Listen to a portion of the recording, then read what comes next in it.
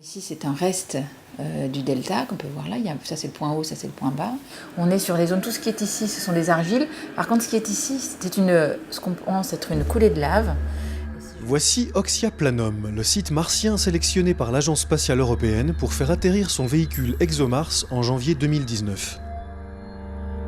Il s'agit d'un terrain très prometteur pour la recherche de traces de vie passée qui a été repéré et étudié par des scientifiques français. On voit vraiment la couche d'argile qui est là. On voit bien la même. Mais comment faire pour trouver un site intéressant lorsqu'on se trouve à plus de 60 millions de kilomètres de son terrain d'étude? Comment choisir le meilleur endroit pour atterrir? D'abord, les ingénieurs disent, attendez, moi je ne peux pas atterrir très haut parce qu'il faut beaucoup d'atmosphère pour freiner. Je ne peux pas atterrir en dehors de telle ou telle latitude parce que là, je ne sais pas y aller avec la fusée que j'ai, ni en haut ni en bas. Donc on arrive à des zones qui sont de plus en plus limitées. On a une surface d'atterrissage, ce que l'on appelle notre ellipse d'incertitude de l'endroit où on va arriver, qui fait quand même une centaine de kilomètres de long et une vingtaine de kilomètres de large. Donc il faut trouver une zone qui n'ait pas beaucoup de relief, qui soit relativement plate, qui fasse 100 km de long et 20 km de large. Outre ces contraintes techniques, il faut bien sûr tenir compte des objectifs scientifiques de la mission ExoMars, à savoir trouver un site où la vie aurait pu se développer.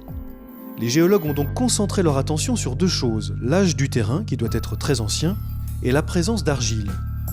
Les argiles présentes sur Mars indiquent que les roches martiennes ont interagi avec de l'eau liquide. Et il faut du temps pour former des argiles, donc il faut de l'eau liquide pendant longtemps. Et donc l'eau liquide pendant longtemps, c'est intéressant, parce que s'il y a les briques de la vie, il peut peut-être se mettre à barboter des réactions chimiques qui vont commencer à devenir intéressantes.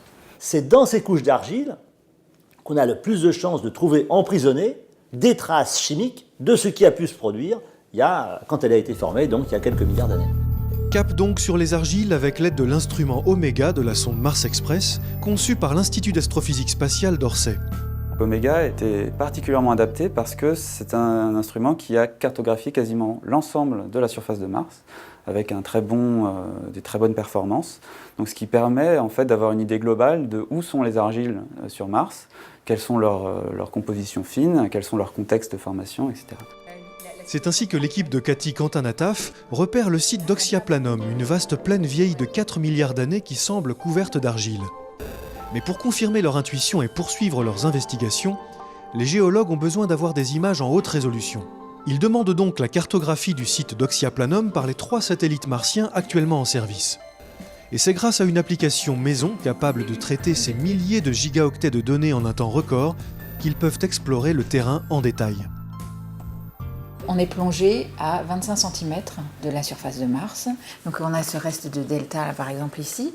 Et ce qu'on va regarder surtout, pour la formation des argiles notamment, qui est la couche qui est en dessous de ce delta, on va aller regarder les cratères d'impact qui font comme des coupes en fait, dans la géologie. Et c'est ce qu'on voit ici. On zoome, on a en fait ce qui affleure dans le flanc du cratère, on a les strates des argiles. Oxia Planum a donc tout pour plaire. Le site possède des formations stratifiées qui sont idéales pour piéger et conserver la matière organique. Et il a très certainement abrité un lac ou une mer dans le passé. On est dans un bassin, on a eu de l'eau qui a stagné à cet endroit-là. Donc c'est aussi extrêmement favorable pour avoir potentiellement préservé la vie, si elle était à ce moment-là. Troisième chose, c'est que ce site a potentiellement été recouvert par une coulée de lave après, et ce qui pourrait avoir protégé ces argiles du bombardement cosmique pendant plusieurs milliards d'années. Et si l'on demande aux chercheurs l'endroit où ils rêveraient de voir atterrir le rover ExoMars, Il faudrait qu'on aille juste là. Oui, je suis assez d'accord. Très content là quand même. Je suis assez d'accord. Ce qui est sur les argiles et face au delta. Ça permet de... On aurait 2 époques d'altération, 2 âges différents, 2 morphologies, 2 types d'altération aqueuses différents, 2 régimes. Ce serait vraiment l'idéal. Ici. Ici.